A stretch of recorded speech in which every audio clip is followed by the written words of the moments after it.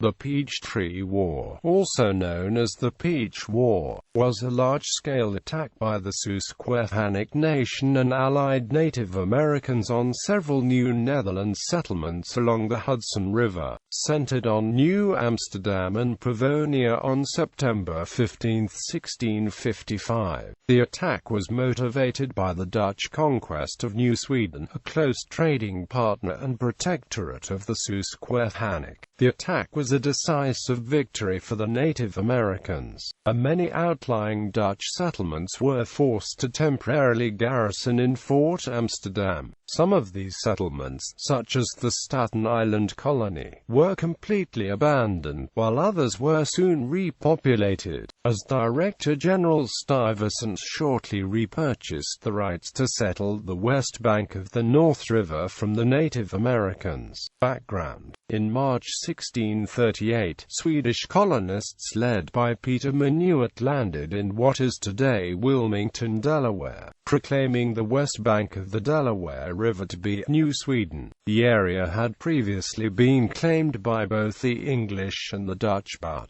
in part because of their inability to come to terms with the dominant power in the area, the Susquehannock, neither had managed more than marginal occupation. As a dismissed director of the Dutch West India Company's New Netherland colony, Minuit was familiar with the terrain and local custom and quickly purchased the land from the Susquehannock. The Susquehannock were mistrustful of the Dutch due to the close alliance with the Susquehannock's rivals, the Iroquois Confederation. They had lost their English trading partner when the new colony of Maryland had forced out William Claiborne's trading network centered on Kent Island. The Susquehannock quickly became New Sweden's main supplier of furs and pelts and customers for European manufactured goods. In the process, New Sweden became a protectorate and tributary of the Susquehannock Nation, which was perhaps the leading power on the eastern seaboard at the time. The English and the Dutch both rejected Sweden's right to the colony, but the Dutch had greater reason for concern since they had already discovered that the Delaware River began above the 42nd parallel north and the extent of the North American claim. In 1651 they attempted to consolidate power by combining forces previously stationed at the factorages at Fort Beversraed and Fort Nassau. They relocated the latter structure 6.5 miles downstream of the Swedish Fort Christina, naming it Fort Casimir. On Trinity Sunday in 1654, Johan Rising, commissary and councillor to New Sweden Governor Lt.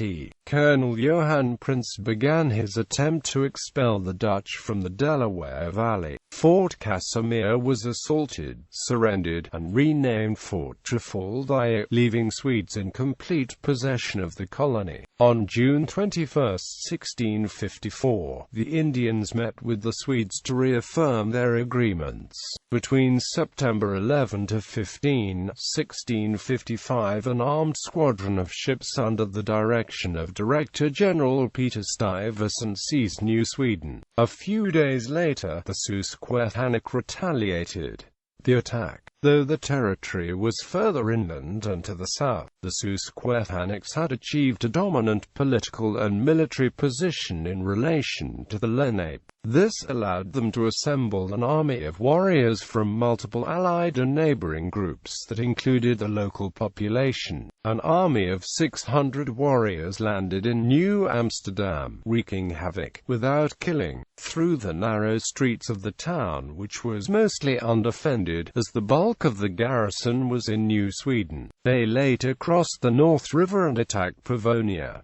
150 hostages were taken and held at Paulus Hook. Farms at Harlem, Staten Island, and the Bronx were also attacked. Stuyvesant, who had led the assault on New Sweden, hurried back to his capital on news of the attack. When later ransomed, the settlers took temporary refuge in New Amsterdam, and the settlements on the west shore of the river were depopulated. Impact and aftermath. At the time, the new Netherland colony may not have understood the Susquehannock's attack as a retaliation for the Dutch conquest of New Sweden, although the records show that the Swedes of the Zuid Rivier were aware of the Susquehannock motive. The new Netherland colonists believed the attack was motivated by the murder of a young Wappinger woman named Takeniki, whom a Dutch settler killed for stealing a peach, an incident that had raised intercultural tensions shortly before the assault. After ransoming the hostages at Paulus Hook, Stuyvesant repurchased the right to settle the area between the Hudson and Hackensack rivers from the Native Americans and established the fortified hamlet of Bergen, and required blockhouses to be established there and other outlying towns.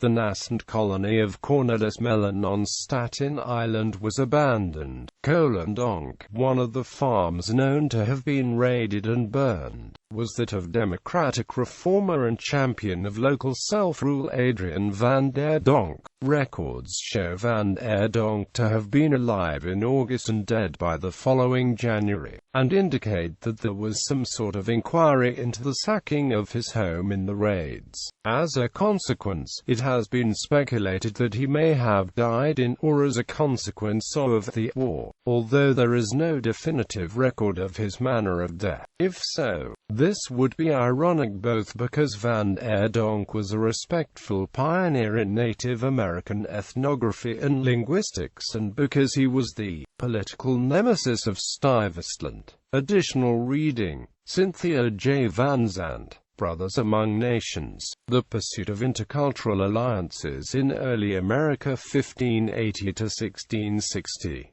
Oxford University Press. ISBN 0-19-518124-7.